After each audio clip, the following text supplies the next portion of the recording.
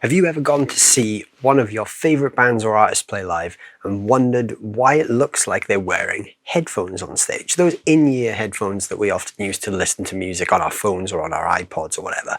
If you've ever wondered why your favourite artists are wearing those on stage, in this video we're going to talk about that. So those earphones aren't actually for listening to music in the way that we conventionally listen to music that we like, but these are what are called in-ear monitors. These are an essential thing for musicians that play regularly, and they're sort of a really cool way to replace traditional floor monitors on stage. They're a great way for musicians to hear themselves. So in this video I'm going to talk to you about my in-ear monitor setup and why it really is an essential part of my rig at the moment. So the type of thing I'm talking about are these. So these are my in-ear monitors. These are custom made for me by a company called ACS. So you can see they look like a set of headphones, but they're obviously not a typical set of headphones. They are silicon and they actually have a bunch of different drivers inside tuned specifically for playing guitar. So when you see your favorite artists on stage, you probably see these kind of things in their ears and they look a little bit like this. So it's a solid black thing that fills my ear. These allow me to hear myself on stage. Now, because these are custom molded ones, when I put them on in the room, I can't hear a thing. These are designed specifically to block out any outside noise. Now, those alone aren't enough to run an in-ear monitoring rig. You actually need an in-ear monitoring setup. So that's the main thing I want to talk to you about in this video, is this one from LD Systems that I've been road testing for the last couple of months. My friends in LD Systems sent this to me over the summer, and like I said, I've been wearing it in and gig testing it for the last 3 or 4 months, and now I want to talk to you about what this thing is. So this is the LD Systems U500 series. So to be exact, the one I have is the U508. This comes in a bunch of different frequency bands, so depending on where in the world you live, there are certain frequencies you need licenses for and certain frequencies which are free to use. So this is the one that's designed specifically for the UK frequency list. Obviously, if you're buying a set of in-ears yourself, you do have to do some research about which frequencies you are and are not allowed to use in your country. LD Systems actually have a list of available frequencies on their website, which I will link down below as well. So if you're thinking about building your own in-ear monitoring setup, you can check that frequency list out and see which frequencies are applicable to your country. So let's check out what's inside the 508 and then we'll talk about how it works and how I use it. So when you first open up the box like this, you get a bunch of different things. So the main thing is the transmitter. Make sure I'm holding that the right way. This is the thing that talks to the mixing desk. So you connect this to your mixer via an XLR cable. You will need a mixer that has multiple auxiliary sends if you want your own individual mix. You can daisy chain sends together if you're all just using one mix, but it's not ideal if you really want to isolate things. So the mixer we use, we have an individual channel which sends an individual mix to our in-ear sets. So I have an XLR cable running from the desk into the back of this with all my mix information for what I want to hear on stage. And the other main component is the belt pack. So the belt pack is what clips onto your belt, and this is what you plug your in-ear monitors into. This is essentially like the wireless receiver for the information that is going to the transmitter, which is this. So this sends the information to this. In this box, LD have got a bunch of other things as well. So this particular set actually comes with a set of their own in-ear monitors, which I only carry as a spare at the moment because I do have molded ones. These are just some off-the-shelf ones, but these sound great too. I just don't use them as my main set. Obviously, you've got your power supply. You've got a jack cable for connecting it to the mixer as well, but like I said, I'm currently using it with an XLR setup. There's a bunch of different rubber tips for different ear canal sizes to go with the in-ear monitoring set that comes with it. Also has a set of rack ears, so you can fit this into a rack unit, and it's also got an antenna extender as well, and the antenna obviously just connects to the back of the unit like so. So if you're using this in a rack, you can actually use the extender cable to mount this somewhere else, while that unit part there sits in the front of the rack. So even though there's not many parts to this, it's a very powerful system and it does a lot. I literally could not be without this on a gig. at the moment because a lot of the gigs I'm currently doing, I'm not using a live amp on stage. I'm using a direct PA board via my Blue Guitar Amp 1. Some images of that will be flashing up on the screen right now for you guys to see the sort of setup I'm running. And that then is going straight to the PA system. The reason the in-ears are so important is because there's no live amps on stage. There's no way to really hear yourself when you're not wearing in-ears. You can hear a little bit of the spill at the front, but the actual stage volume is very, very quiet.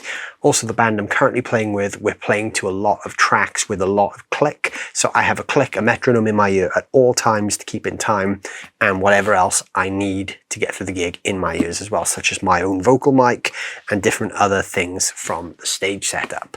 So I'm going to cut to a quick clip now of me playing live with my in-ear setup, just so you can kind of see. The interesting thing with this clip is you can't actually hear the guitar too much because my camera was set up behind the front of house PA system. So actually you can hear a little bit of the spill, but it's predominantly the low end you're hearing from the sub and the drums, which are live on stage. But this is why it's quite interesting, because if I was to take my in-ears out, this is pretty much what I would hear on stage.